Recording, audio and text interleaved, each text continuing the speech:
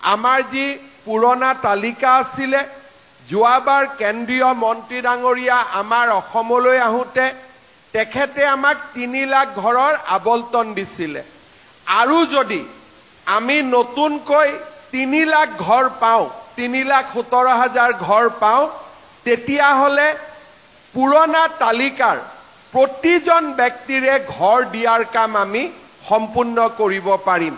मैं माननीय हमारे ग्रामोन्नयन मंत्री कृषि मंत्री जी को मैं निवेदन कर रहा हूं कि लास्ट टाइम आप जब आए थे उस समय हमारे 6 लाख मकान का काम बाकी था। आपने तुरंत हमको जनवरी महीना में आप गुवाहाटी में आए और 3 लाख मकान बनाने के लिए आपने स्वीकृति दिया। हमने काम शुरू किया। अगर आप और 3 लाख मकान का स्वीकृति हम लोग को दे देते हैं तब हमारा पुराना जो हमारे लिस्ट थे वो पूरा खत्म हो जाएगा। हम सबको मकान देने में कामयाब हो जाऊंगा। 3 गराकी बाइदेउ यात उठी आहिছিল মই সুধিছিলো যে সঁচাকৈ আপোনালোকৰ ঘৰ কেটা হৈছে নে নাই। 3 গৰাকী বাইদেউৰ মুখত আনন্দৰ হাঁহি আছিলে আৰু সকলোৱে মোক কৈছিলে যে আমাৰ ঘৰ আমি সম্পূৰ্ণ কৰিছো আৰু আজি আমি গৃহ প্ৰৱেশ কৰিম।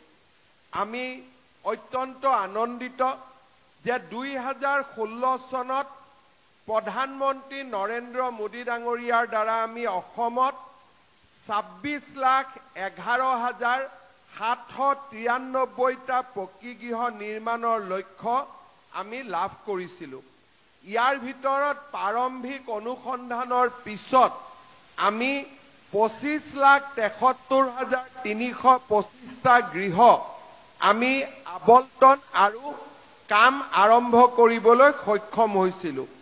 15 মে পৰ্যন্ত 20,73,478টা গৃহ নিৰ্মাণ আমি সম্পূৰ্ণ কৰিছো। ইয়াৰ ভিতৰত এই 20 লাখ ঘৰৰ ভিতৰত 16 লাখ ঘৰে 2021 চনৰ পিছত অৰ্থাৎ আমাৰ চৰকাৰ অহাৰ পিছত আমি সম্পূৰ্ণ কৰিবলৈ সক্ষম হৈছিলো।